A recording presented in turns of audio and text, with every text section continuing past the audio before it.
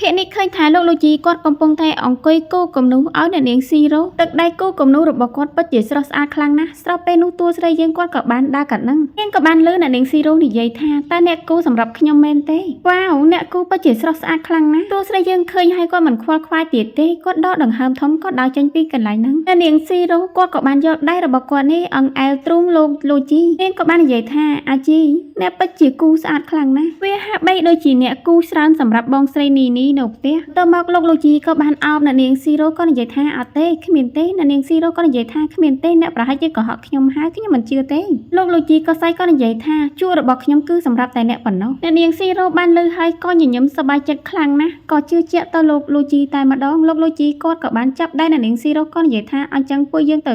នៅពេលដែលពួកគាត់កំពុងតែកាន់ដៃគ្នាទៅកន្លែងមួយទៀតតួស្រីយើងក៏បង្ហាញនៅនឹងមុខអ្នកទាំងពីរតែម្ដងលោកលូជីបានឃើញតួស្រីយើងហើយគាត់ក៏បានដោះដៃចេញពីអ្នកនាងស៊ីរ៉ូតែម្ដងអ្នកនាងស៊ីរ៉ូក៏បានចាប់ដៃតួស្រីយើងក៏និយាយថាបងស្រីនីនេះហេតុអ្វីក៏អ្នកនៅទីនេះខ្ញុំបានឮថាអាជីមិនដែលគូរូបឲ្យអ្នកទេឥឡូវនេះជាឱកាសល្អដើម្បីសុំឲ្យគាត់គូរូបឲ្យអ្នកទៅអ្នកនាងស៊ីរ៉ូគឺបាននិយាយឌឺដងចំពោះតួស្រីយើងតែម្ដងតួស្រីយើងបានឃើញហើយក៏បាននិយាយថាមើលទៅអ្នកទាំងពីរពិតជាស្និទ្ធស្នាលណាស់បន្ទាប់មកលោកលូជីក៏និយាយថាបំភ្លេចវាចាទៅដល់ពេលយើងញ៉ាំអាហារហើយដើម្បីឲ្យដៃរបស់ខ្ញុំនេះបានសម្រាកខ្លះបន្ទាប់មកអ្នកនាងស៊ីរ៉ូក៏បាននិយាយថាអេអាជីកុំធ្វើបែបនេះអីខ្ញុំបានឮថាបងស្រីនីនីបានអង្វរអ្នកអស់រយៈពេល7ឆ្នាំមកហើយនាងពិតជាគួរអាណិតណាស់ដូច្នេះអ្នកគ្រាន់តែគូរូបឲ្យនាងឥឡូវនេះទៅបន្ទាប់ពីអ្នកនាងស៊ីរ៉ូធ្វើអង្វរដូច្នេះលោកលូជីគាត់ក៏បានងក់ក្បាលយល់ព្រមចំពោះអ្នកនាងស៊ីរ៉ូក៏បាននិយាយថាបើឯងនិយាយដូច្នេះហើយខ្ញុំនឹងយល់ព្រមថានឹងគូរូបឲ្យនាងតែម្ដងតួស្រីឆ្លើយលឿនថាមិនចាំបាច់ទេលោកលូជីក៏បានសួរថាតើអ្នកកំពុងនិយាយអ្វីតួស្រីយើងឆ្លើយយ៉ាងលយថា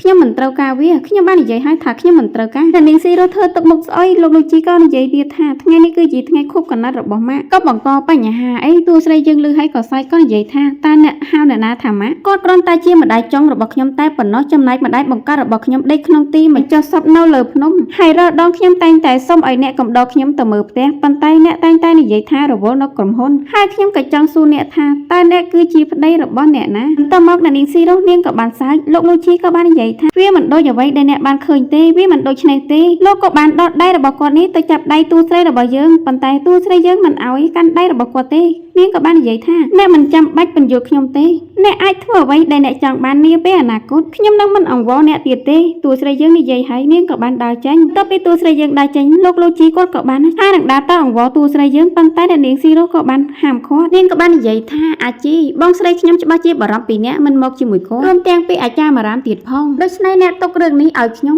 នឹងជួយអ្នកលួងលោមគាត់បានខំឡើងជាមួយខ្ញុំស្គាល់គាត់ច្បាស់ជាងអ្នកទៅទៀតបន្ទាប់មកលោកលូជីគាត់ក៏បានសើចក៏បាននិយាយថាល្អខ្ញុំនឹងទុករឿងនេះឲ្យអ្នកនាងស៊ីរ៉ូគាត់ក៏បានយល់ព្រមងក់ក្បាលប៉ុន្តែទឹកមុខរបស់គាត់បង្កប់ដោយចិត្តពឹសពុលសូមរងចាំភាគបន្ត